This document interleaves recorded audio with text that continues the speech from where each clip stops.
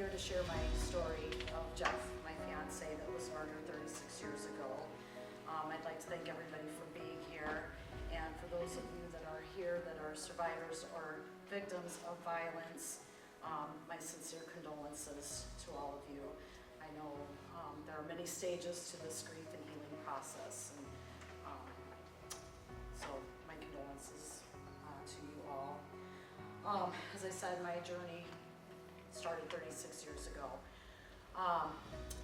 My fiance, Jeff Wood, was a wonderful man. He was dedicated to family, friends, his schoolwork. He went to the University of Northern Iowa and earned a degree in criminology. He was 6'3", so we made a really funny couple. Just, yeah. He was, a lot of people thought he was shy, which he was kind of shy, but once you got to know him, he wasn't. He had a tight group of friends. He loved to play cards. He loved to watch the Cubs and the Hawks, and he was a dedicated son. He was the youngest in his family. Neither of his parents drove, and unfortunately, shortly after we started dating, his father was diagnosed with cancer. So Jeff was a full-time student at UNI.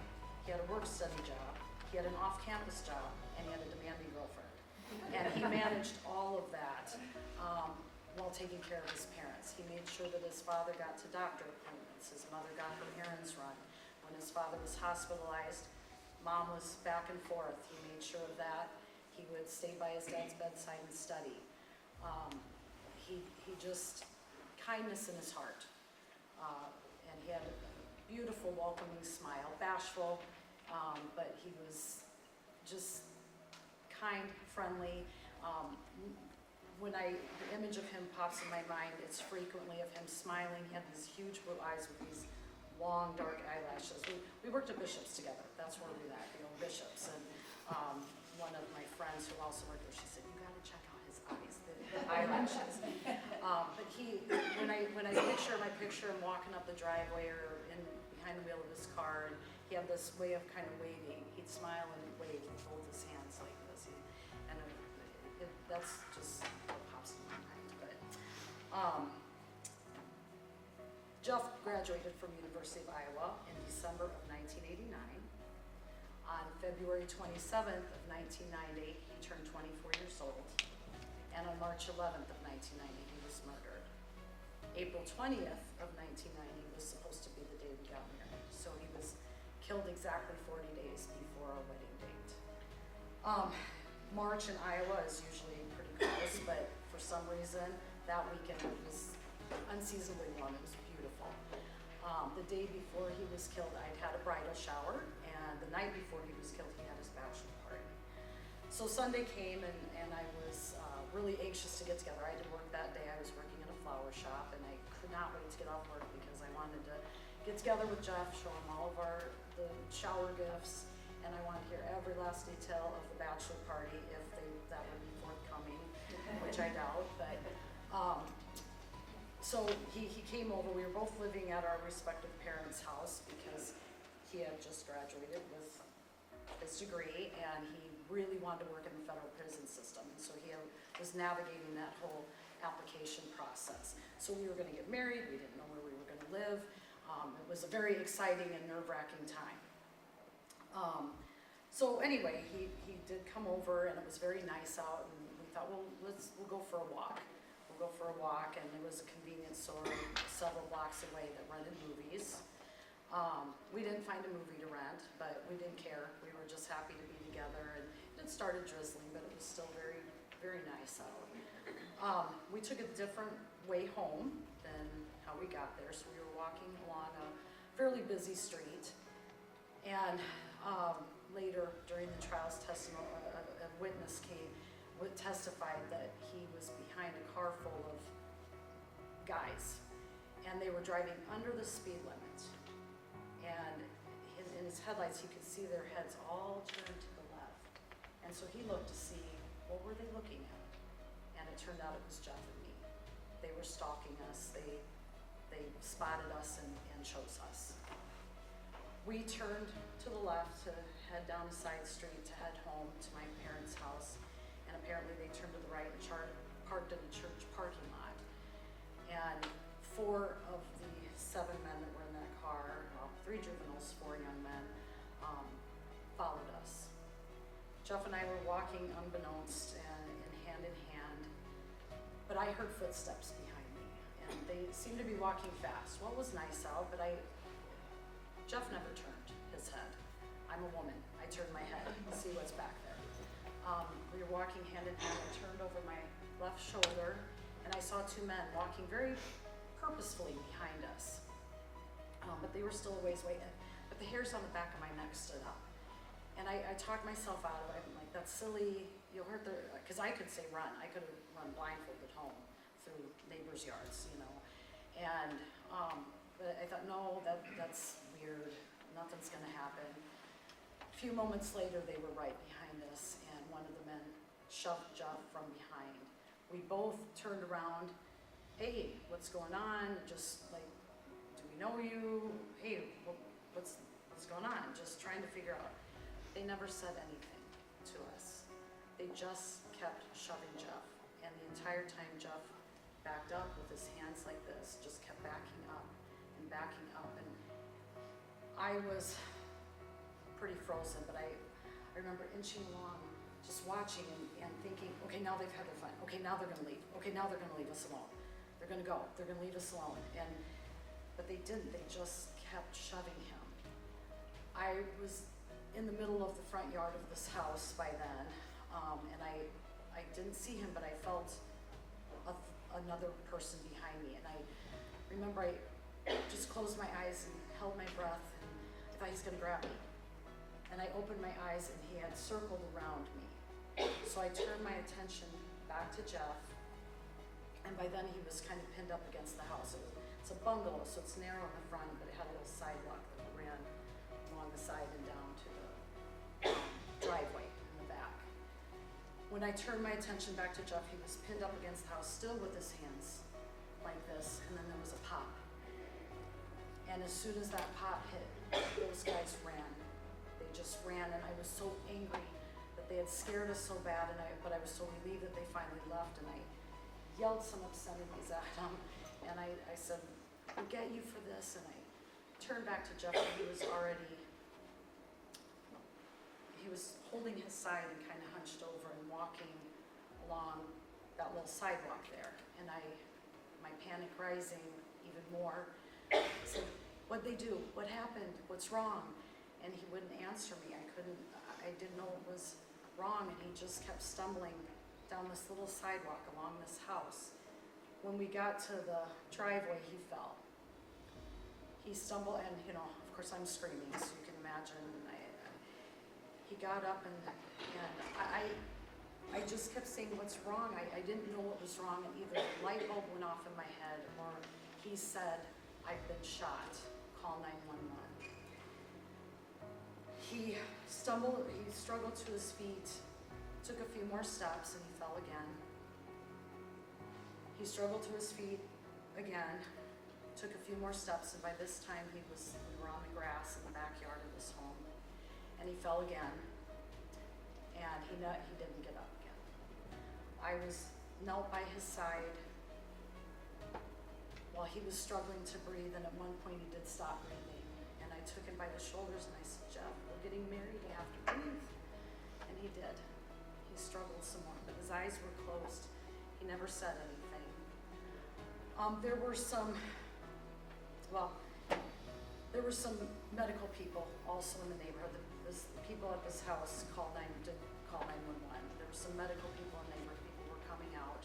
I don't remember all the logistics of all of that, but I do remember when my dad and my brother, who was 13 at the time, came running down the alley. They were just a few doors down. The windows were open to get a little fresh air, and they heard me screaming. So that's the scene that my father and my 13-year-old brother came on, is me kneeling by Jeff's side. Jeff had a white sweatshirt on that night. It had a little design, and there was already blood soaking the side of his sweatshirt. The police arrived first before the paramedics did, and there was a wonderful woman police officer that was assigned to take me to the cruiser on the street. My brother kind of ended up standing there by the side of the house, and my dad was missing between Jeff, me, my brother, Jeff, me, my brother. And I was with the police officer, and I saw my dad coming back to check on me, and he looked up at the sky and he said, "God damn it." And the sound of his voice made my hope dwindle. It was bad. It sounded bad. I just wanted him to get loaded into the ambulance. I thought if they can get him to the hospital and work on him, they can help him, right? They can help him. They can fix this. We ended up making it to the hospital. My poor brother couldn't fit in the cruiser, so the neighbors took you. And they put us into a little claustrophobic, that little family room. My mom was not home that night. She was called, this is before cell phones. Somehow she was reached and said, "You need to get to the hospital." She was not told why. But when she got there and saw me, saw Chris, Dad, the expression on her face reflected what she was seeing. She sat down on that couch and not only put her arms around me, she was putting her whole body over me. And now that I'm a mother, I know what she was doing. She was trying to make me a child again so she could fix it, help me, make it okay. Jeff's parents didn't drive, as I mentioned, so a hospital social worker had to drive across town. And I should mention, Jeff grew up in a rough neighborhood of Waterloo. When he said goodbye to his parents that night to come to my neighborhood, a nice neighborhood, they had no worries. They had nothing to worry about. But they had to be brought to the hospital. And when I told them why they were there, what happened to their son, their baby, one does not forget the sounds that a mother makes. During the waiting process, it was long. It was long, just waiting for word, some kind of word on his progress, what was going on. I felt very sick and had to use the bathroom a couple times, dry heat or whatever. One of those times when I came out of that bathroom, my dad was waiting for me and he said, "Honey, he's gone." I knew that I was not going to leave that hospital until I saw him, though. Again, before cell phones, you wouldn't believe how many cousins, aunts, and uncles, the priest that was to marry us, got to that hospital. And it was the priest that was to marry us, Father Blake, that went in to see, they had to clean Jeff out by his nose, to see his body. I needed to see for myself, and so he was laying on a gurney or whatever. His arms were out, there was a white blanket over his chest, and he was clearly gone. His skin was already starting to yellow, his eyes were closed. I'd never again see those beautiful blue eyes or those hands waving to me. I instinctively reached for that sheet. I wanted to see for myself what could have happened to take the life of a 24-year-old healthy man, a big man, tall man. Father Blake stopped me from doing that, although I'm a nurse now. I could have handled it. It would have kind of brought things together for me. That proved. I ended up kind of seeing some things accidentally at one of the trials, but that's, and the poor prosecutor, he was horrified, and I was glad. I was like, okay, there was no way of saving him, it brings it home. But went home for a sleepless night, waiting for my sister. She was away at college, 3 hours away. Some dear family friends drove through driving rain to bring her home to us. My siblings are my best friends, and there's something about sisters who actually get along and are friends, and there weren't any words. It was just holding on. That next morning, we were due at the police station to give a statement. My poor mom and dad, they were sitting behind me. I remember, I think it was over my left shoulder, and the detectives, they were amazing. They were asking questions, and my mom and dad were just squirming the whole time. I can't imagine as a parent now what that was like for them. And the detectives kind of caught on to that. It was distracting to me. So they got me away. They took me to some kind of office. I remember it being kind of cluttered, but it was very dim in there. And they had me close my eyes and go through the events step by step. And it was then they got me to remember that when I turned and yelled at them in the intersection, that street light, there were four guys. I knew that. So they got out of me what they could, but I couldn't see any faces. It was dark. Then, family, friends, parading in and out of the house, it's a blur. That part's really a blur. But I was able to finally sleep that Monday night, and Tuesday morning early, got a knock on my door, and it was my dad, and he said, "Honey, they got him. They got him." And I looked at him and I said, "Oh." And I rolled over and went back to sleep, because that didn't bring him back. In fact, as the only eyewitness, I was a little disappointed that they caught him, because I didn't want to be here anymore. And I thought, okay, maybe they'll come back and get me too. That's what I wanted. But they did get him. Four young men charged with murder. I ended up testifying in 3 trials. One of the young men pleaded, the one that was standing in the intersection, pleaded guilty to second-degree murder. The man that circled around me was convicted of second-degree murder. His was the 3rd trial. The first trial was that of the shooter, and he was convicted of first-degree murder, as was the man who was mostly doing the shoving. Apparently, he also had stolen the gun, Little 22, that was used to kill Jeff. He was sentenced to life in prison for first-degree murder. So I did stick around. I moved on. I got married. I have 4 beautiful children, and more importantly, a beautiful grandson.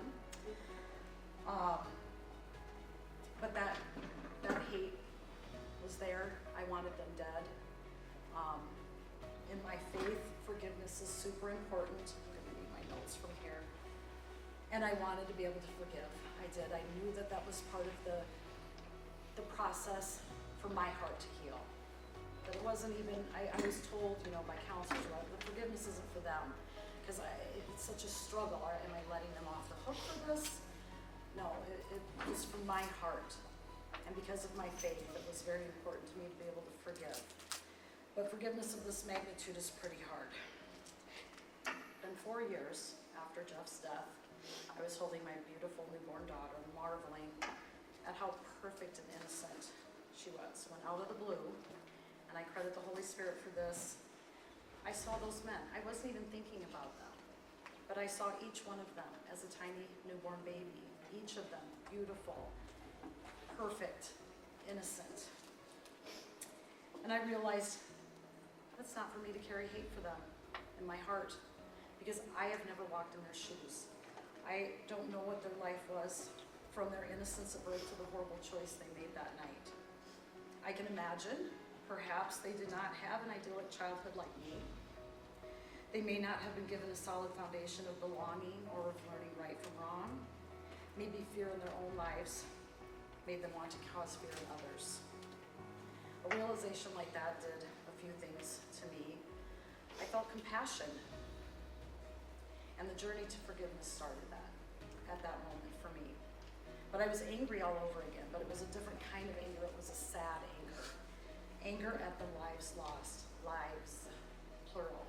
Jeff murdered, 6 feet under, no possibility of having anything that we all should have in our lives.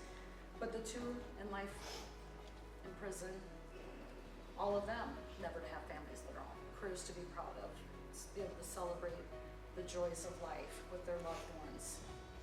And it's confusing, because they have one life here on this planet, just like all of us.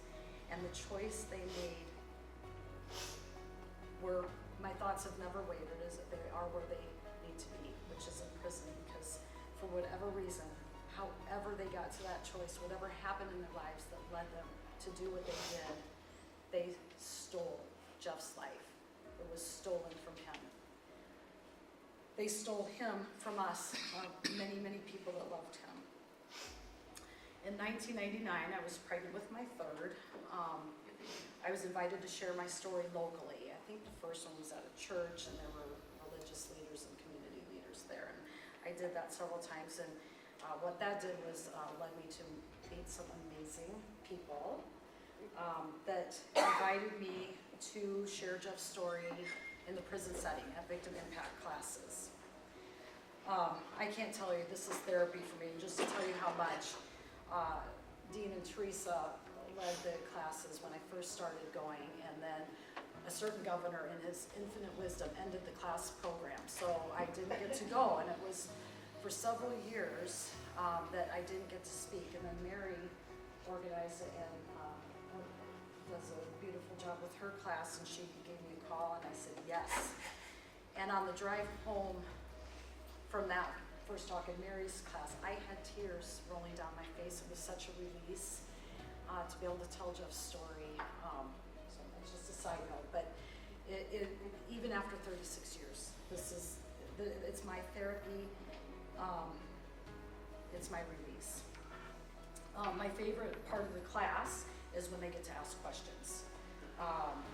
The questions a lot of times remind me of some details I forgot to share, in which that can lead to more discussion, which is awesome. They can be very insightful, very thoughtful, their questions. One man sticks out in my mind. As the class was ending, people were kind of starting to visit a little bit amongst themselves. It was quiet during the question time, but he told me that because of what he'd done, he saw himself as a monster. And the way he said it, I could tell that he was working on it, that he kind of used to see himself as a monster, but there was a lot of sadness in his eyes.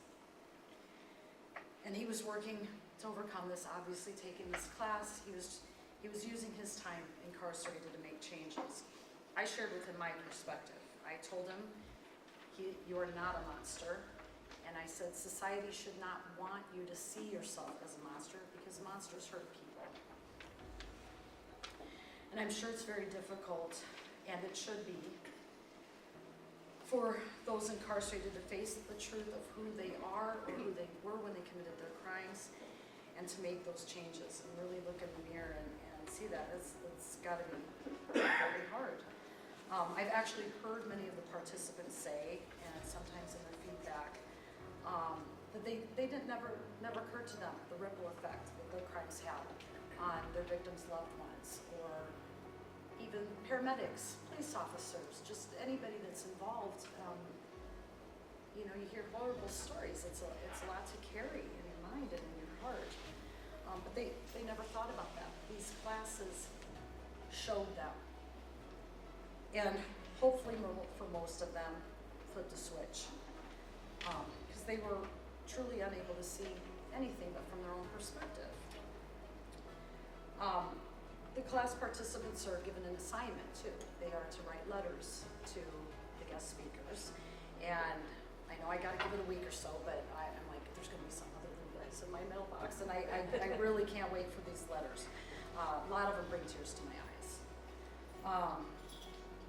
They make me very encouraged by their appreciation, their honesty, and their commitment to the class and the changes they are working on. You can read it, and you can see it in their faces too when you're there. I can see their humanity and their empathy reawakening because of the opportunity they've been given, or they've earned really, in taking part in these classes. One man shared how his eventual release causes him anxiety because he knows there's nothing he can say or do that will ever atone for the pain he has caused. But, he wrote, he will never stop striving to be a better person. Another man shared how he appreciates the survivors speaking to the classes, and how hearing the stories has broadened his understanding of the harm he has caused because of his crimes. Kind of goes back to, reawakening of, I need to see things from not just my own perspective. Revelations like these are encouraging to me, and the reason why I share Jeff's story in these classes, other than for my own therapy. I really hope that the impact of hearing the survivors' stories, they will be less likely to hurt anybody else, or as one man stated again, live his life as a person and not as a monster. I also learned from the participants, things that helped me in my own healing. And this was in the last class, really, so really, well, you'll see why it stands out anyway, it always will. One young man shared with me that at the beginning of his sentence, he was in despair. He thought his life was over. He didn't think he was deserving of a second chance. He was consumed with guilt. He was a wreck, and there was a prisoner that had been in there a while, and he took him aside and mentored him. And as this young man said, got him on the right path. That inmate that helped him is in prison for Jeff's murder. His name is Keith. He won't ever get out of prison. Life means life in Iowa, apparently.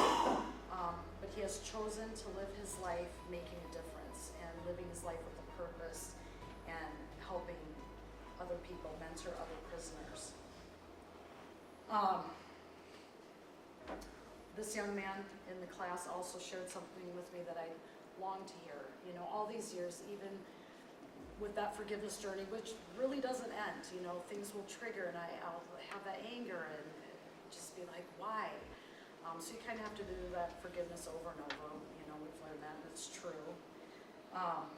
But I used to, when I think about them, which by the way is sometimes a punch in the gut, the realization of something that directly affected your life resulted in 2 people spending their life in prison. It's not anything I take lightly. It isn't, and I know that they belong there, but it hurt. It's so senseless, and it could have been avoided. But I always wonder, I wonder if when they wake up and they see those bars or the doors locked, do they wonder why they're there? Do they remember why they're there? Do they take that into their heart, why they are there? And this young man said that Keith has. He is deeply remorseful for the pain that he has caused. Keith is very spiritual. In the letter, this young man referred to God as the Most High. I'm just going to say God. But Keith has become very religious, I think in the Muslim faith, maybe. But he leads services, and he says a prayer at every service. And this man wrote this in a letter. He says that we pray that God helps the ones we have hurt to heal and help them to be able to find peace. So it's just kind of a mantra, a prayer that I guess he says during these services. I gotta read this too. The young man from the class closed his letter stating he promised to be a light for others and change himself for the betterment of not just himself, but for those around him. I truly believe these classes and other opportunities that they may be given, incarcerated, helps give these inmates a solid foundation to set their lives on a new path. And I'm so proud to be a small part of that. And I'm grateful to the people that think of these things, that we need these things, because not every prisoner is in for life. You know, they're going to get out, and we want them to not be monsters when they get out. Jeff has been gone for 36 years. He'd be 60 now. He would have turned 60 on February 27th. He'd be planning for retirement, whereas a lot of you Department of Corrections people get to retire at 60, so maybe he'd be retired now. He graduated with a degree in criminology. For me, what better way to share Jeff's story than to share it with the very people Jeff would have spent a career trying to help. I realize not everyone who is incarcerated has the capacity or the empathy to be able to change.